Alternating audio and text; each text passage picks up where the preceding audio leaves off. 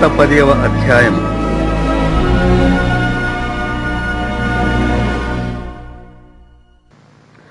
ప్రభువు నా ప్రభువుతో సెలవిచ్చిన వాక్కు: నేను నీ శత్రువులను నీ పాదములకు పీఠముగా చేయు వరకు నా కుడి పార్శ్వమున కూర్చుండుము. యెహోవా నీ పరిపాలనా దండమును సియోనులో నుండి సాగజేయుచున్నాడు. నీ శత్రువుల మధ్యను నీవు పరిపాలన చేయుము. యుద్ధ సన్నాహ దినమున నీ ప్రజలు ఇష్టపూర్వకముగా వచ్చెదరు.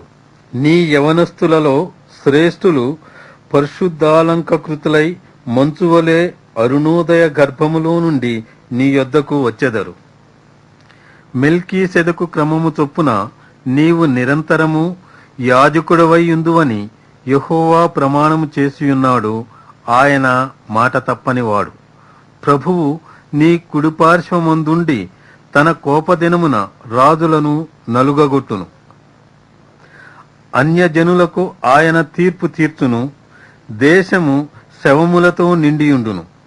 విశాల దేశము మీద ప్రధానుని ఆయన నలుగగొట్టును.